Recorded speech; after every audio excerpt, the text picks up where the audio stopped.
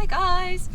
We are on the road. I'm going to be talking about Noir Kei Ninomiya A Autumn 2019. I'm joined by the fabulous Mia Pora, who is buyer for Machine A. And Machine A stocks Noir and kind of an instigator in doing so. So before we dive into that, really amazing show. There's also been a panel discussion on this on SHOWstudio, so if you're bored of my dulcet tones, please do go and watch that.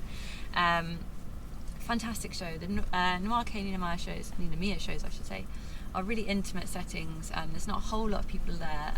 It's actually gone up a little bit in seating this season due, I'm guessing, to popularity.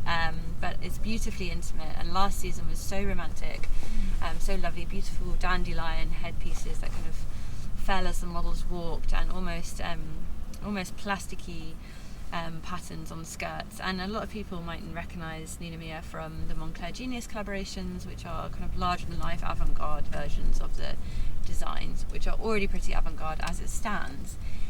This collection was really breathtakingly beautiful. The one word I've been given from press, from the PR and the press team, is rose, and that's the press release, which is very in keeping with Comme. And so the reason I say that is because Ninomiya is supported by Rei Kawakubo, who was spotted and worked as a pattern cutter for Comme for I think 4 years. And so there's very much Comme in the vein of the brand, and you can certainly see that in some of the clothes that we saw today.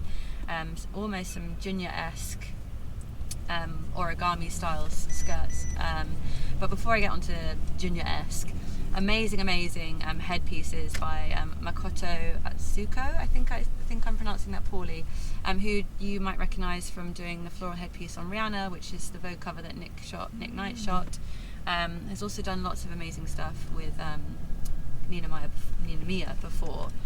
So lots of roses piled on heads, and these trail down into plaits at the end, roses hanging, and some carnations and roses kind of threaded through garments. And the first looks are these amazingly sculptural, stiff, I believe laser cut, almost honeycomb patterns that have like a texture to them that look as if they're fuzzy, almost as if bee fuzz really ties in with the honeycomb. There's also an element of darkness and a little bit of I wouldn't say kink, but a little bit of eroticism in the kind of dark masks, the roses, some real harness wear going on top of dresses, and some fantastic leather corsetry that almost looked like armour. So it started as a leather piece and then puffed out, and that continued in another look on a massive skirt with really three-dimensional layers into it. Super structural, super avant-garde, and weirdly romantic. All these roses and kind of organza, which are elements that you associate with romance and kind of wooing someone, and these tightly coiled organza roses on huge skirts and fantastic puffs gave me an element of romance and lust, but also there's a real darkness, and obviously the name Noir hints at that it's very dark, and there's often entirely black collections, and this was predominantly black as per usual, but with some coloured pops here and there in kind of pinky tones. So a kind of dark romance. I was about to say bad romance, but that's awful. So completely blown away. I think it's so important to have such amazingly avant-garde designers on the schedule, and Ninomiya is one that does it really well, in that what ends up funneling into the stores, and I'm going to ask you about this in a second, is actually really beautiful and wearable. So I love that we have this fantastically avant-garde presentation with beautiful headpieces, and then what filters down in store is still wonderfully experimental, and the design process of Ninomiya is particularly unique and special. I've read once that he tries to avoid sewing at all costs, which I think is so amazing. So yes, altogether thoroughly impressed. Mia, I'm really interested to pick your brain about what drew you, got Machine A and you to Noir in the first place, and what you thought of the show. Yeah, I loved the show, and I've been a long time fan of Kei Ninomiya and his line Noir. It's just, I think I've been buying pieces since the first collection. We've only been stocking them, I think, for the last maybe like four or 5 seasons at Machine A.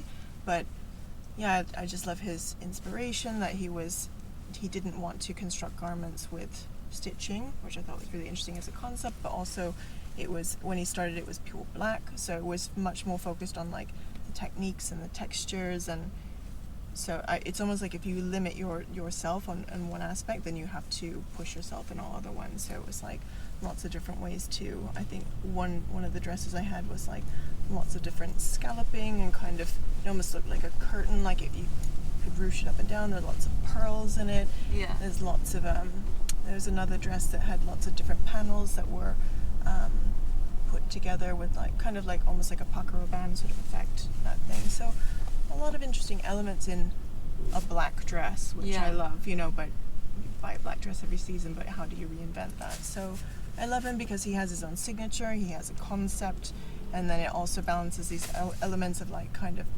toughness, but femininity, like with all of the fabrics that he's using. But there's a lot of house signatures of Comme des Garçons, like the biker jacket, but it's reinterpreted or like added on with kind of ballerina sort of aspects in terms of the tulle or the silhouette, things like that.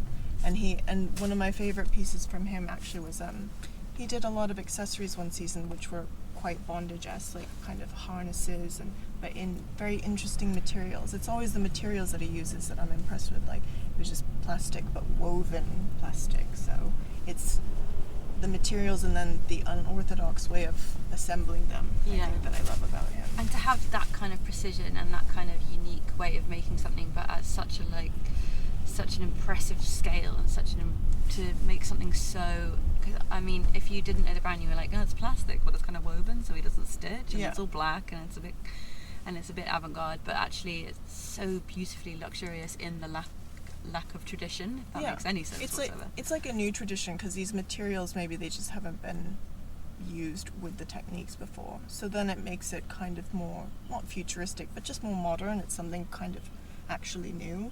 And that's, I think, what we're all quite interested in, is when you actually see something that's new. I mean, you can't reinvent everything, because we don't, you just have your body with 2 arms and 2 legs. You don't need 4 sleeves. Sometimes it's kind of nice, but it's extra. So if you can make something new in a different way, then that's good. And I like that about him. When you watch the show, it's quite dramatic and beautiful, and it could be for an occasion. But as a buyer, I mean, it looks amazing and dramatic and emotional in the show, but I understand that not every girl getting on the tube is going to wear, like, you know, roses in her hair and like a massive thing that you can't sit down anywhere in, you know. But it provides both ends of the spectrum in his collection. You could buy it as a wedding dress or as an occasion thing, but you could, obviously in the showroom it's different, and it's distilled down to versions of it, like a nice tough little biker jacket or a little dramatic that was, you know, you could just put it over a white shirt, but it just kind of adds a little bit of a twist to it. So he does consider that as a designer. Obviously as a buyer you appreciate that. Yeah, for sure. And have you seen a change in how people interact with it in the store? Yeah, I think the great thing about it is because of the textures and the fabrics, it has great hanger appeal. You don't have to kind of take it off and be like, if you just put it on, you'll see it. It kind of has a life on its own on the hanger, which is great. And I think some people might be a little bit scared of it because it is so dramatic. But, you know, I think people are drawn to something new, and they, you know, it's very, when you're in the store, it's not like being online, it's a very tactile, sensual experience. Absolutely. So it's nice I think that's another great aspect of the brand, is that you want to touch it and interact with it, and then maybe be brave enough to try it on and think, oh, you know, maybe my wedding, maybe the opera, or maybe they create the occasion, you know, they buy it and say, oh, now it must go out, you know. Do you have like a distinctive customer that always tends to run for it?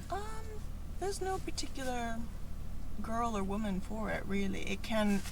It just depends on if somebody's kind of open to it. You know, I could see it on someone like Bjork. I could see it on, like, I bet Bjork would look amazing. Yeah. So I could see it on a lot of girls. It's not actually as much of a stretch as you think. Like on the catwalk, obviously you see the girls with the braids and the bouquet at the bottom of their hair, and like the Blade Runner Priss makeup, and that's the full on I'm out look. But you know, it actually can be for anyone. It's great. That's what I love, is that you fall in love with that whole narrative and the presentation and the emotion of the show, but then you can go into a store and be like, oh my god, yes, I can actually wear a version of this, or there's a cardigan for me. Yeah, it's easier than you think. Yeah, kind absolutely. Of thing, so, Something for everyone. Surprisingly something for everyone. I think that's a good note to end on, also before we bump into anything else. Thank you so much for being in the car with me. It's so lovely to talk to you. And congratulations, Kei Ninomiya, if you are watching. We loved it. Thank you guys at home for watching. Please make sure you're subscribed so you don't miss any more of our lovely live reviews. And we'll see you guys very soon. Bye! Bye!